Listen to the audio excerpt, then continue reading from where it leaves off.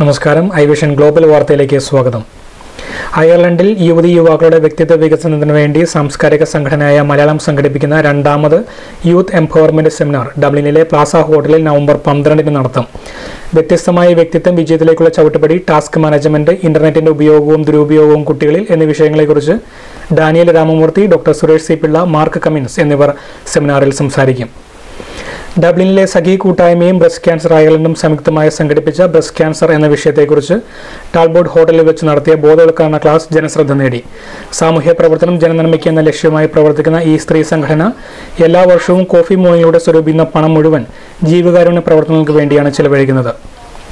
ഉത്തര Atlantic സമുദ്രത്തിലെ 5 ലക്ഷം kilometre വിസ്തൃതിയുള്ള Bermuda ട്രയാങ്കിളിനെ കുറിച്ചുള്ള കൂടുതൽ വിവരങ്ങൾ നാഷണൽ ജിയോഗ്രാഫിക് ചാനൽ പുറത്തുവിട്ടു.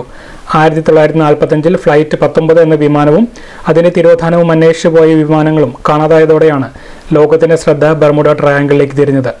ബർമുഡ ട്രയാങ്കിളിന് മുകളിലായി രൂപപ്പെടുന്ന ഷഡ്ഭുജാകൃതിയിലുള്ള മേഘങ്ങൾ മണിക്കൂറിൽ 273 കിലോമീറ്റർ വേഗത്തിൽ സൃഷ്ടിക്കുന്ന വായു ബോംബുകളാണ് വിമാനങ്ങളെയും കപ്പലുകളെയും വിഴുങ്ങുന്നതെന്നാണ് പുതിയ നിഗമനം. ഗൂഗിൾ മാപ്പ് ഉപയോഗിച്ച് ലോക ഭൂപടത്തിലെ ഏതു ചെറിയ വഴികളും കണ്ടെത്താവുന്നതുപോലെ മനുഷ്യ ശരീരത്തിലെ സർവ്വ കോശപ്പാളികളിലും അവയവങ്ങളിലുമുള്ള മുഴുവൻ കോശ വിഭാഗങ്ങളെയും ഉൾപ്പെടുത്തിക്കൊണ്ട് മനുഷ്യന്റെ കോശ ഭൂപടം തയ്യാറാകുന്നു.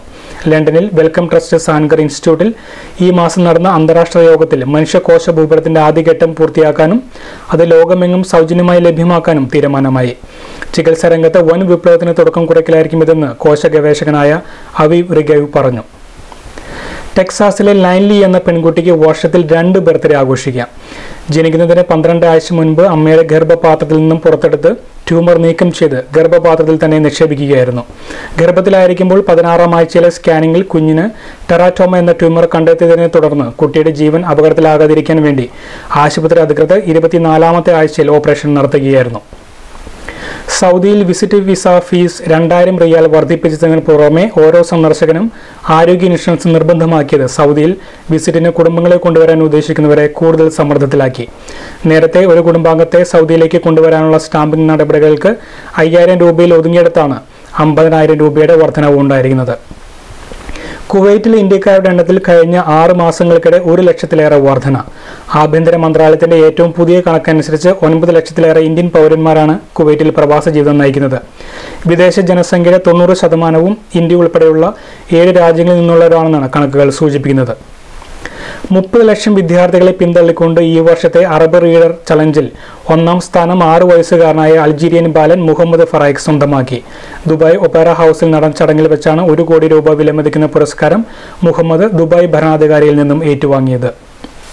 എമിറേറ്റ്സിന്റെ റെക്കോർഡ് തിരുത്തിക്കുറിച്ചുകൊണ്ട് ലോകത്തിലെ ഏറ്റവും കൂടുതൽ ദൂരം നോൺ സ്റ്റോപ്പ് സർവീസ് നടത്തുന്ന എയർലൈൻ എന്ന ബഹുമതി ഇനി എയർ ഇന്ത്യക്ക് സ്വന്തം. ഡൽഹിയിൽ നിന്നും സാൻ ഫ്രാൻസിസ്കോയിലേക്ക് 9506 മൈലുകൾ അറ്റ്ലാന്റിക്കിന് മുകളിലൂടെ നോൺ സ്റ്റോപ്പായി 16 മണിക്കൂർ 30 മിനിറ്റ് പറന്നുകൊണ്ടാണ് ഈ നേട്ടത്തിന് അർഹരായത്. ഒരേ സമയം ഫ്രണ്ട് ക്യാമറയും റിയർ ക്യാമറയും ഉപയോഗിക്കാനുള്ള സൗകര്യത്തോടുകൂടി WhatsApp video calling feature Windows phone ഉപഭോക്താക്കൾക്ക് ലഭ്യമാക്കി. ഐഫോൺ, ആൻഡ്രോയിഡ് യൂസർമാർക്കും ഈ ഫീച്ചർ ഉടൻ ലഭ്യമാക്കും. iOS, ആൻഡ്രോയിഡ് യൂസർമാർക്കായി വാട്സാപ്പ് അടുത്തിടെ സ്നാപ്ചാറ്റിന് സമാനമായി ഫീച്ചറുകൾ അവതരിപ്പിച്ചിരുന്നു. പ്രമുഖ വെബ്സൈറ്റുകൾ ഹാക്ക് ചെയ്യാൻ ഇന്റർനെറ്റുമായി ബന്ധിപ്പിച്ചിട്ടുള്ള CCTV, പ്രിന്റർ, TV മുതലായ വീട്ടുപകരണങ്ങൾ ഉപയോഗപ്പെടുത്തുന്നതായി വിദഗ്ധർ മുന്നറിയിപ്പ് നൽകുന്നു. മിറാലി എന്ന മാൽവെയർ ബാധിക്കപ്പെട്ട കമ്പ്യൂട്ടറുകളും അനുബന്ധ ഉപകരണങ്ങളും ഉപയോഗിച്ച് ഹാക്കർമാർ ലക്ഷ്യമിടുന്ന വെബ്സൈറ്റിൽ അനാവശ്യ ഡാറ്റ ട്രാഫിക് ഉണ്ടാക്കി സെർവർ ഓവർലോഡ് ചെയ്യിപ്പിക്കുകയാണ് ഈ ആക്രമണത്തിന്റെ രീതി. വില്യം ഷേക്സ്പിയറിന്റെ മാക്ബത്തും വടക്കൻ പാട്ടിലെ ചന്തുവിനെയും പ്രമേയമാക്കി സംവിധായകൻ ജയരാജ് ഒരുക്കുന്ന വീരത്തിന്റെ ടീസർ പുറത്തിറങ്ങി. ഒരേ സമയം മലയാളത്തിലും ഇംഗ്ലീഷിലും ഹിന്ദിയിലും പുറത്തിറങ്ങുന്ന ചിത്രത്തിന് 35 കോടി രൂപയാണ് മൊത്തം മുതൽ മുടക്ക്. അതിൽ 20 കോടി രൂപ ചിലവഴിച്ചിരിക്കുന്നത് ടെക്നിക്കൽ വർക്കിനാണ്. ജയരാജിന്റെ നവരസ പരമ്പരയിലെ 5ാമത്തെ ചിത്രമാണ് വീരം.